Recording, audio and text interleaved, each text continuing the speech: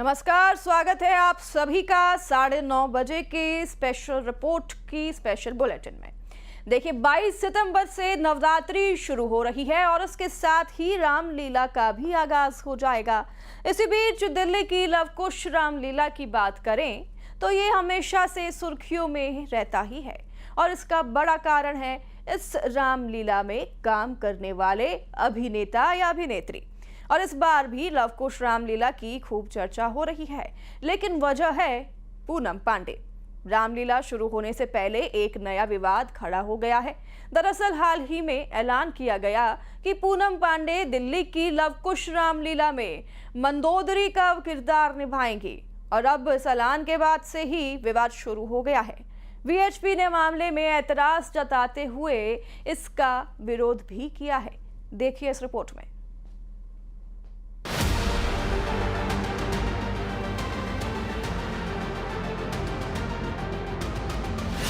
रामलीला में पूनम पांडे बनेंगी मंदोदरी। दिल्ली की सबसे मशहूर रामलीला पर मचा है बवाल। विश्व हिंदू परिषद ने उठाया मर्यादा का सवाल। दिल्ली की सबसे चर्चित लवकुश रामलीला इस बार एक नए विवाद में घिर गई है। वजह है porn content creator Poonam Pandey का मंदोदरी का किरदार निभाना। पूनम पांडे अपनी बोल्ड छवि और पॉर्न कंटेंट को लेकर सुर्खियों में रहती हैं और अब उनके रामलीला के मंच पर उतरने को लेकर बड़ा बवाल खड़ा हो गया है। पूनम पांडे जो है वो मंदोदरी का किरदार निभा रही है। मंदोदरी एक पढ़ी लिखी है, ब्राह्मण समाज की है और हमारा मकसद भी महिलाओं का सशक्तिकरण हो, महिलाएं आगे आएं, महिलाएं अपने जो किरदार कर रही हैं, चाहे वो फिल्मों के अंदर कर रही हैं, टीवी सीरियल के अंदर कर रही हैं, हमें उनका अतीत नहीं देखना। हमें आज ये देखना है कि उनकी हम इज्जत करें, सम्मान करें। अगर कोई अच्छी अदाकारा है तो वो मंदोदरी के इस दमदार किरदार के अंदर आए और अपना किरदार करके दिखाए। रामायण में मंदोदरी का किरदार एक आदर्श पतिव्रता है और संयमित महिला का माना जाता है, लेकिन जब इस किरदार को निभाने का जिम्मा पूनम पांडे को दिया गया तो विरोध शुरू हो गया। विश्व हिंदू परिषद का कहना है कि रामलीला में पात्रों का चयन करते वक्त कलाकार की अभिनय क्षमता के साथ साथ उसकी सार्वजनिक छवि भी देखी जानी चाहिए। हालांकि लवकुश रामलीला समिति का मानना है कि कलाकार को उसके अतीत से नहीं बल्कि उसके वर्तमान और प्रतिभा से आंका जाना चाहिए। हमारा विश्व हिंदू परिषद का ये मानना है कि रामायण केवल एक नाट्य मंचन नहीं है, रामायण एक पूरी संस्कार व्यवस्था है।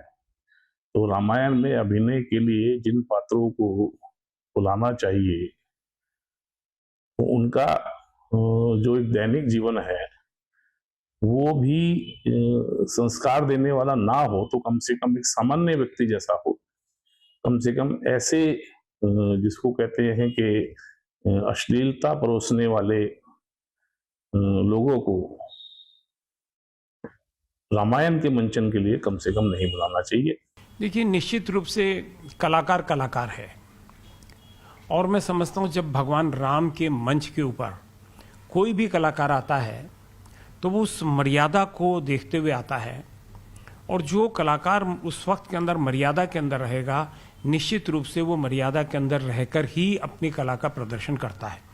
और अगर कहीं रामलीला कमेटी को ऐसा लगे कि ये मर्यादा से बाहर कोई चीज जा रही है तो निश्चित रूप से हम उसको अलाउ भी नहीं करते। विश्व हिंदू परिषद ने समिति को पत्र लिखकर कड़ा विरोध जताया। इस फैसले पर पुनर्विचार करने की सलाह दी है। भारतीय जनता पार्टी ने भी रामलीला मंचन के दौरान मर्यादा का पालन करने की सलाह दी है। लवकुश रामलीला वाले एक इंडिपेंडेंट ऑर्गेनाइजेशन है और पिछले कई सालों से वे दिल्ली के अंदर रामलीला आयोजित करती है।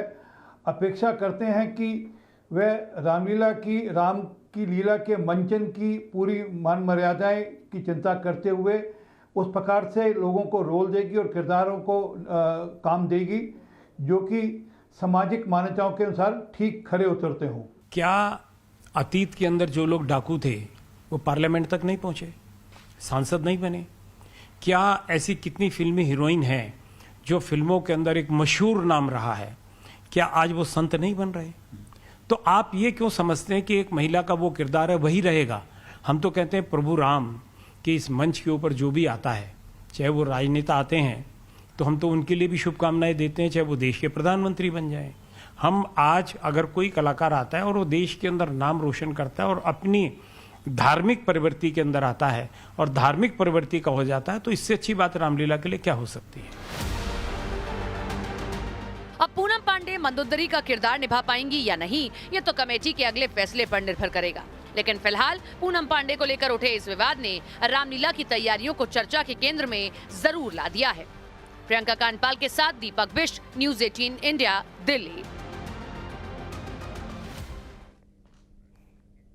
तो चलिए अब बात करेंगे गरबा की, जिसको लेकर अभी से घमासान मचा हुआ है।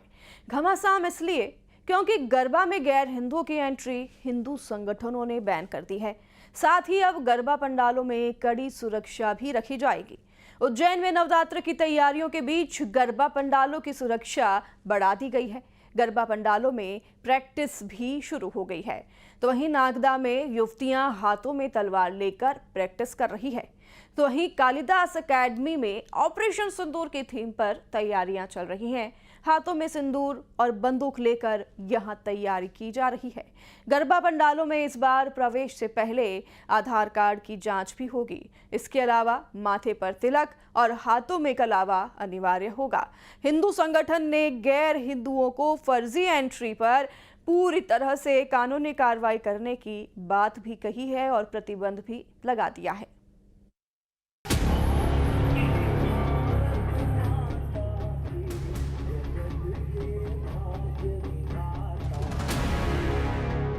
नवरात्रि 22 सितंबर से शुरू होने वाली है। इस दौरान गरबा पंडाल में सुरक्षा को लेकर पैनी नजर रखी जाएगी।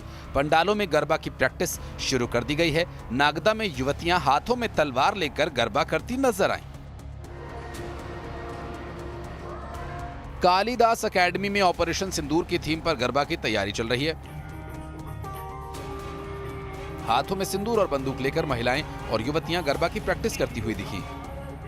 तलवार का प्रशिक्षण जो दिया जा रहा है, इन बालिकाओं को अपने आप में सक्षम बनाने के लिए, बालिकाएं जो रहती हैं इनको सक्षम बनाने के लिए अपने शस्त्र का सनातन धर्म को आगे बढ़ाने के लिए ये काम अपन कर रहे हैं। और बालिकाओं को भी काफ़ी उत्साह है इस चीज़ से और भारी संख्या में मतलब बालिकाएं इसमें भाग ले रही है। इस बार नवरात्रि पर गरबा पंडालों में आयोजकों की ओर से सुरक्षा को लेकर कड़े इंतजामात किए गए हैं और इसको लेकर एक गाइडलाइन भी जारी की गई है, जिसके मुताबिक गरबा पंडाल में प्रवेश से पहले आधार कार्ड की जांच होगी।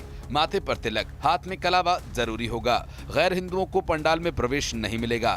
फर्जी तरीके से एंट्री पर सख्त कार्रवाई होगी। नियम तोड़ने वालों को छोड़ा नहीं जाएगा।